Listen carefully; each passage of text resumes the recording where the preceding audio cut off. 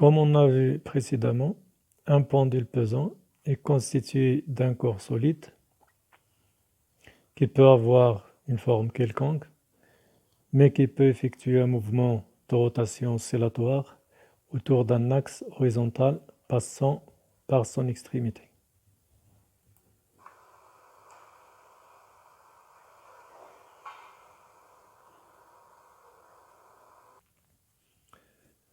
Alors revenons à l'étude énergétique du pendule pesant.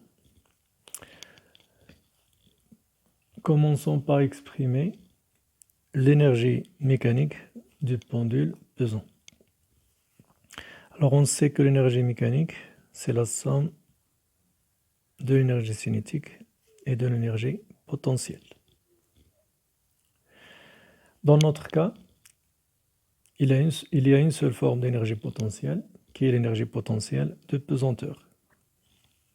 Le pendule pesant ne contient ni fil de torsion, ni ressort. Donc la seule énergie potentielle mise en jeu, c'est l'énergie potentielle pesanteur.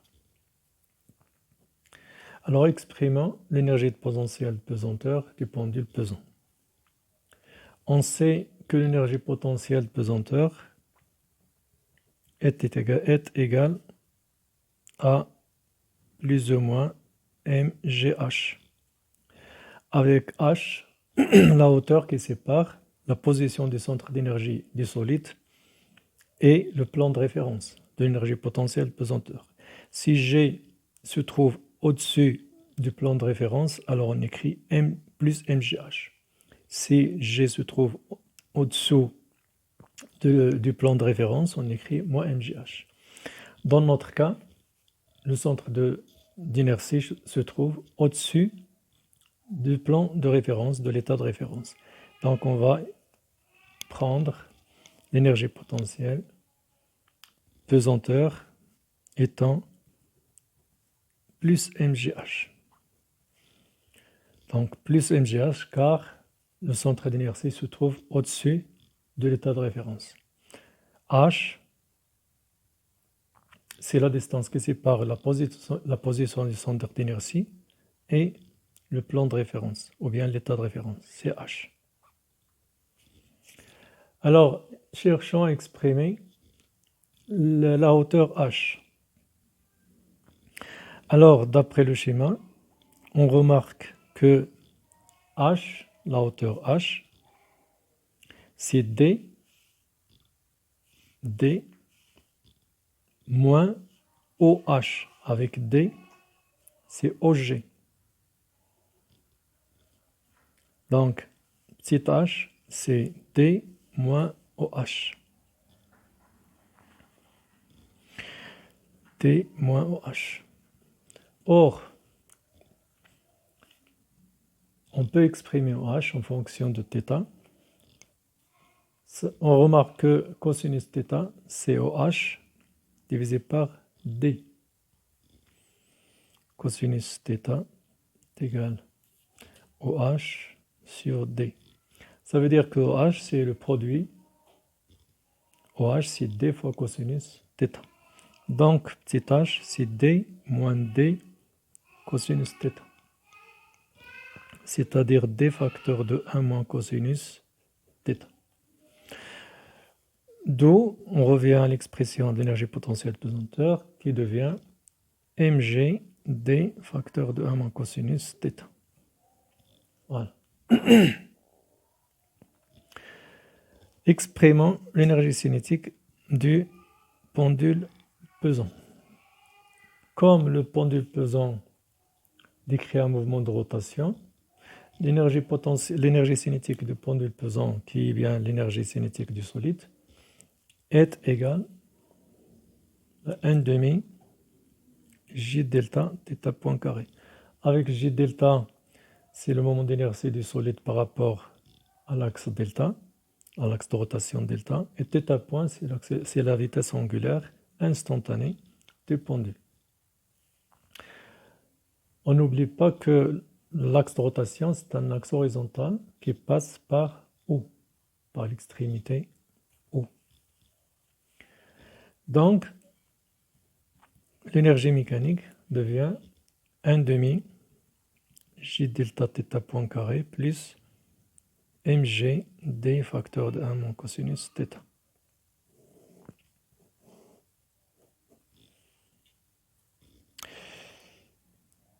Alors, on va étudier le mouvement du pendule pesant dans le cas des petites oscillations. Dans le cas des petites oscillations, étude dans le cas des petites oscillations. C'est-à-dire dans le cas, on considère que l'amplitude θ max est faible, pratiquement inférieure à 10 degrés. Alors dans ce cas, cherchons l'expression approximative de l'énergie mécanique. On a EM est égal 1 demi J delta θ point carré plus mgt facteur de 1 moins cosinus θ. Dans le cas où θ est faible, quand elle tend vers 0, pratiquement inférieur à 10 degrés, on peut considérer l'approximation cosinus θ à peu près égale 1 moins θ carré sur 2.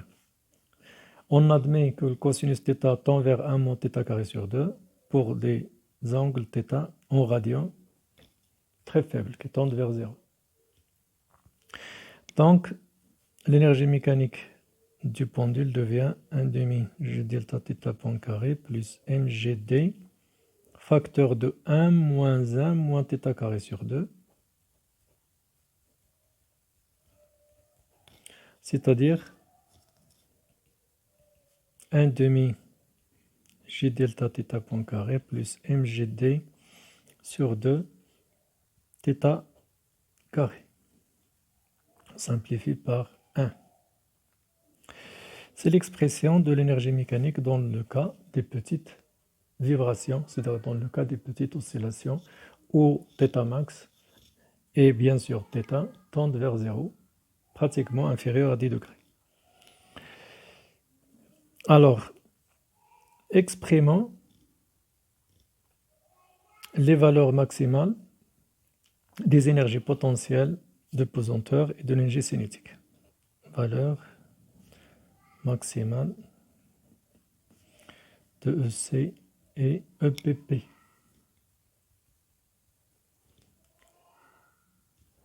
On a EPP est égal mg d facteur de 1 moins cosinus θ. Dans le cas des petites vibrations, on a dit que cosinus θ il tend vers 1 moins θ carré sur 2. C'est-à-dire que EPP, on admet que EPP est égal approximativement à mgd facteur de 1 moins θ carré sur 2, c'est-à-dire mgd sur 2 θ carré. Donc dans le cas des petites vibrations ou bien des petites oscillations, l'énergie potentielle pesanteur est égale à mgd θ carré sur 2. Donc, l'énergie potentielle pesanteur prend une valeur maximale lorsque l'élongation θ prend une valeur maximale. La valeur maximale de θ, c'est l'amplitude θ max. Donc, EPP max est égal à mgd sur 2 θ max carré, tout simplement. Exprimons, donc on a dit que l'énergie potentielle pesanteur prend une valeur maximale lorsque l'élongation θ prend une valeur maximale. Or, l'élongation θ prend une valeur maximale qui est θm, donc l'énergie potentielle de pesanteur prend une valeur maximale qui est mgd sur 2 θ max carré. L'énergie cinétique maximale. On a EC est égal à 1 demi J delta θ point carré.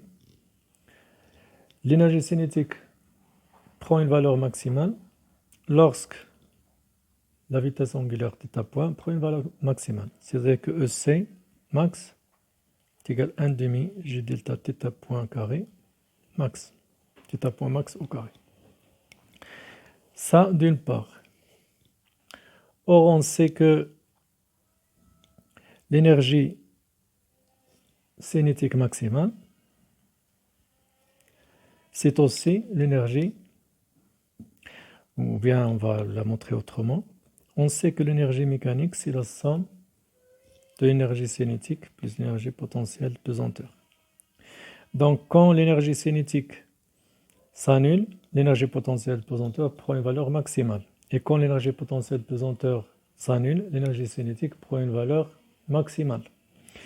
C'est-à-dire que l'énergie mécanique, et comme on est dans le cas des forces de frottement négligeables, dans le cas du pendule, dans le cas du pendule pesant non amorti, ça veut dire que les forces de frottement sont négligeables et donc l'énergie mécanique est constante.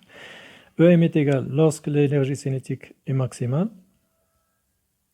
l'énergie potentielle pesanteur est nulle. C'est-à-dire que EC max est égal EM.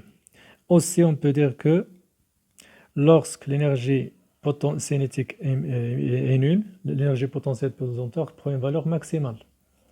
C'est-à-dire que EM est égal 0 plus EPP max. L'énergie mécanique ne change pas, elle est constante. Donc, quand l'énergie cinétique prend une valeur maximale, l'énergie potentielle prend une valeur nulle. C'est-à-dire que l'énergie mécanique est égale à l'énergie cinétique maximale. Et quand l'énergie cinétique prend une valeur nulle, alors l'énergie potentielle pesanteur est maximale. C'est-à-dire que M est égal à EPP max. Donc on peut dire que EC max est égal à EPP max. EC max est égal à EPP max est égal à EM. Donc rectifiant, on peut l'ajouter. Donc EC max est égal à EPP max est égal à EM est égal, or EPP max, c'est déjà trouvé, c'est mgd sur 2 θ max carré. mgd sur 2 θ max carré. Voilà. Donc EC max, c'est EPP max, c'est EM, c'est mgd sur 2 θ max carré. Alors revenons aux courbes représentatives de l'énergie mécanique, l'énergie potentielle pesanteur, l'énergie cinétique. Comme on a vu précédemment pour les autres pendules, l'énergie cinétique initiale à l'instant de réseau est nulle parce qu'on libère généralement le pendule sans vitesse initiale. Et quand l'énergie cinétique est nulle, alors l'énergie potentielle est maximale. Aussi, on remarque que lorsque l'énergie potentielle pesanteur diminue, l'énergie cinétique du pendule augmente, leur somme est constante. Et quand l'énergie cinétique diminue, l'énergie potentielle pesanteur augmente, alors que leur somme reste constante. Ceci, on peut l'interpréter physiquement par la conversion ou bien de l'énergie potentielle pesanteur en énergie cinétique, ou bien dans cette phase, ou bien de l'énergie cinétique en énergie potentielle. C'est-à-dire que l'énergie cinétique et l'énergie potentielle se transforment l'un à l'autre alternativement avec le temps, alors que leur somme reste constante. L'énergie cinétique maximale est égale à l'énergie potentielle pesanteur maximale est égale à l'énergie mécanique. Et la valeur commune, c'est mg d θ max carré sur 2. C'est l'énergie mécanique et c'est aussi l'énergie cinétique maximale, l'énergie potentielle pesanteur maximale. On peut étudier les allures des énergies cinétiques, l'énergie potentielle pesanteur et l'énergie mécanique en fonction de l'élongation θ. Non pas en fonction du temps, comme dans ce cas, mais en fonction de l'élongation θ. Dans le cas des petites vibrations, on a dit que l'énergie potentielle pesanteur, c'est mg d θ carré sur 2. Donc la courbe représentative de l'énergie potentielle pesanteur en fonction de θ, c'est une portion de parabole. Voilà, voici donc l'allure de l'énergie potentielle pesanteur en fonction de l'élongation. C'est une portion de parabole. L'intervalle, le domaine de définition dans notre cas, c'est moins θ max, car l'élongation θ reste comprise entre moins θm et θm. Or, on a dit que l'énergie mécanique est égale à l'énergie potentielle de pesanteur maximale. Donc, la valeur de l'énergie mécanique, c'est la valeur de l'énergie potentielle de pesanteur maximale. C'est-à-dire, la courbe représentative de l'énergie mécanique, c'est une droite parallèle à l'axe des élongations et qui passe par la valeur maximale de l'énergie potentielle de pesanteur. Donc, la courbe représentative de l'énergie mécanique, c'est une droite qui est parallèle à l'axe des élongations.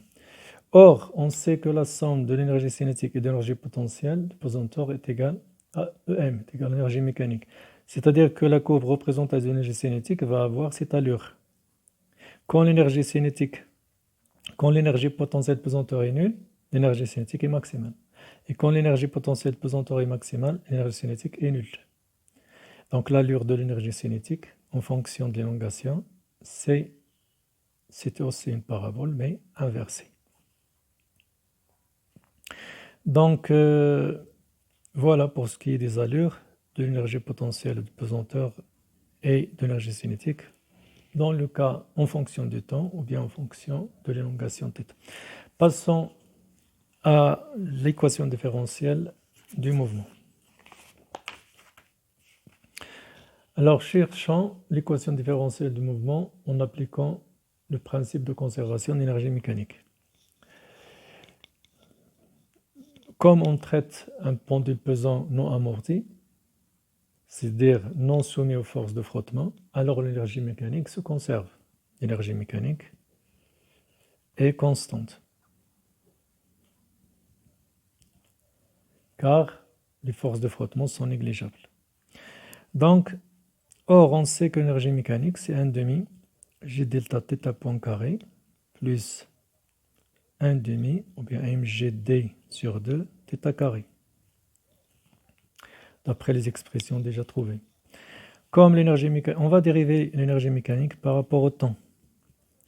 C'est 1 demi G delta, la dérivée de θ point carré, c'est 2 θ point θ seconde, plus mgd, la dérivée de mgd sur 2 θ carré, c'est le coefficient mgd sur 2 fois 2 θ point. C'est une dérivée nulle. Pourquoi? Parce que l'énergie mécanique est une constante. Il ne change pas au cours du temps.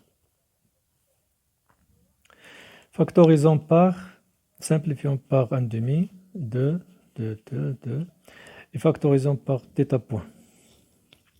Donc on va avoir θ point facteur J delta θ seconde, plus mgd θ est égal à 0. Cette équation, ou bien cette équation ne peut être vérifiée que si ce terme est nul. Pourquoi? Parce que θ point, il change avec le temps, il n'est pas nul à tout instant. Pour que cette équation soit vérifiée, quel que soit t, il faut que ce terme soit nul, parce que le θ point n'est pas nul quel que soit t. θ point change avec le temps. Il prend des valeurs nulles, mais il prend d'autres valeurs qui ne sont pas nulles au cours du temps. Donc, G delta θ seconde plus mgd θ est égal à 0. C'est-à-dire que θ seconde plus mgd sur J delta θ est égal à 0. On retrouve l'équation différentielle du pendule pesant, cette fois-ci, mais en appliquant le principe de conservation d'énergie mécanique et non pas la deuxième loi de Newton. Donc, on peut aboutir à l'équation différentielle du mouvement soit en appliquant la deuxième loi de Newton, soit en appliquant le principe de conservation d'énergie mécanique. Pour ce qui est de la période propre, on peut la trouver simplement, sans démonstration, en remarquant et en appliquant la remarque suivante, c'est que 2π, le terme 2π sur t0 au carré, c'est le coefficient de la fonction lorsque le coefficient de sa dérivée seconde est 1. 2π sur t0 au carré, c'est le coefficient de la fonction lorsque le coefficient de sa dérivée seconde est 1. Donc 2π sur t0 au carré est égal à mg d sur j delta. C'est-à-dire que t0